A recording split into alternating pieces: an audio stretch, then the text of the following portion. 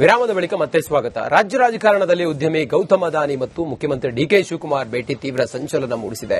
ಇದರ ಬೆನ್ನಲ್ಲೇ ಉದ್ಯಾನವನಗಳ ಸಂರಕ್ಷಣಾ ತಿದ್ದುಪಡಿ ವಿಧೇಯಕ ಜಾರಿಗೆ ಬಂದಿರುವುದು ಕಾಂಗ್ರೆಸ್ ಪಕ್ಷದೊಳಗೂ ಹಾಗೂ ಹೊರಗೂ ತೀವ್ರ ಚರ್ಚೆಗೆ ಗ್ರಾಸವಾಗಿದೆ.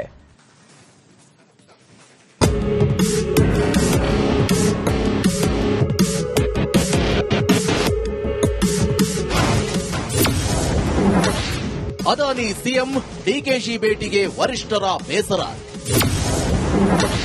5% ಪಾರ್ಕ್ ಜಾಗ ಬಳಕೆಗೆ ತೀವ್ರ ವಿರೋಧ. ಪಾರ್ಕ್ನ 5% ಜಾಗ ಇತರೆ ಉದ್ದೇಶಕ್ಕೆ ಬಳಸಲು ಸರ್ಕಾರ ಹೊರಟಿದೆ. ಇದು ವಿಪಕ್ಷಗಳಿಗೆ ಬ್ರಹ್ಮಾಸ್ತ್ರ ಕೊಟ್ಟಂತಾಗಿದೆ. ಸರ್ಕಾರದ ನಿರ್ಧಾರಕ್ಕೆ ಸಿಡಿದೆದ್ದಿರುವ ವಿಪಕ್ಷಗಳು ಸಿಎಂ ಡಿಕೆ ಶಿವಕುಮಾರ್ ವಿರುದ್ಧ ಮುಗಿಬಿದ್ದಿವೆ. ಇದನ್ನು ತೀವ್ರವಾಗಿ ಖಂಡಿಸಿದ ವಿರೋಧ ಪಕ್ಷದ ನಾಯಕ ಆರ್ ಅಶೋಕ್, ಇದು ಅದಾನಿಗೆ ಅನುಕೂಲ ಮಾಡಿಕೊಡಲು ತಂದಂತ ಕಳ್ಳ ಹಾದಿ ಅಂತ ಗಂಭೀರ ಆರೋಪ ಮಾಡಿದ್ದಾರೆ.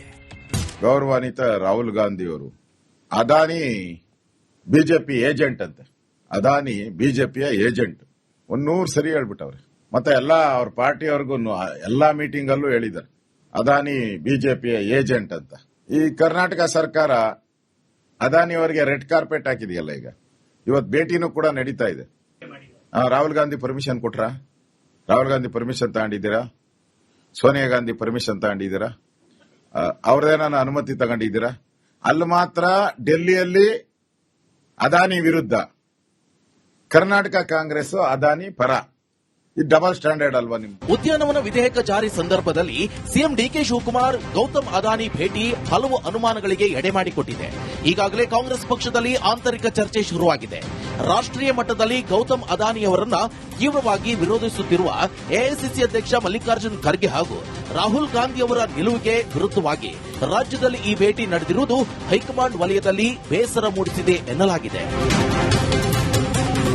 ಅದಾನಿ ಡಿಕೆ ಶಿವಕುಮಾರ್ ಭೇಟಿಯ ಸ್ಪಷ್ಟನೆ ಮತ್ತು ಕರ್ನಾಟಕ ಸರ್ಕಾರಿ ಉದ್ಯಾನವನಗಳ ಸಂರಕ್ಷಣಾ ತಿದ್ದುಪಡಿ ವಿಧೇಯಕದ ಪ್ರತಿಯನ್ನ ವರಿಷ್ಠರು ತರಿಸಿಕೊಂಡಿದ್ದಾರೆ ಎನ್ನುವಂತ ಚರ್ಚೆಗಳು ಶುರುವಾಗಿವೆ. ರಾಜ್ಯ ಸರ್ಕಾರದ ನಡೆಯ ಬಗ್ಗೆ ದೆಹಲಿಯಲ್ಲಿ ಗಂಭೀರ ಚರ್ಚೆ ನಡೆಯಲಿದೆ ಎನ್ನುವಂತ ಚರ್ಚೆಯೂ ಶುರುವಾಗಿದೆ. ಆದರೆ ಯಾವ ಸಂದರ್ಭದಲ್ಲಿ ಪಾರ್ಕ್ ಜಾಗದಲ್ಲಿ ಏನಾಗಿದೆ ಅಂತ ಗೊತ್ತು, ಇದು ಸಾರ್ವಜನಿಕ ಅನುಕೂಲಕ್ಕೆ ವಿಧೇಯಕ ಜಾರಿ ಮಾಡಲಾಗಿದೆ ಎನ್ನುವಂತ ವಾದ ಮುಂದಿಡುವ ಪ್ರಯತ್ನ ಮಾಡಿದ್ದಾರೆ. ನಾವು ಯಾರಿಗೂ ಬಳಕೆ ಮಾಡ್ಕೊಳ್ಳೋಕೆ ಯಾವ ಅವಕಾಶನೂ ಇಲ್ಲ. ಯಾವುದು ಕೂಡ ನಾನು ಪಟ್ಟಿ ಕೊಡ್ಲಾ ಯಾವ ಸರ್ಕಾರದಲ್ಲಿ ಯಾವ ಜಾಗನ ಪಾರ್ಕ್ನ ಎಂತೆಂತಕ್ಕೆ ಉಪಯೋಗಿಸ್ಕೊಂಡಿದ್ದಾರೆ ಅಂತ. ಅವ್ರ ಪಾರ್ಟಿಗಳಿಗೆ, ಅವ್ರ ಪಾರ್ಟಿ ಕಾರ್ಯಕರ್ತರಿಗೆ ಏನೇನು ನೀವು ಸದಾಶಿವನಗರದಲ್ಲಿ ಹೋಗಿ ನೋಡಿ, ಬೇರೆ ಎಲ್ಲೂ ಬೇಡ.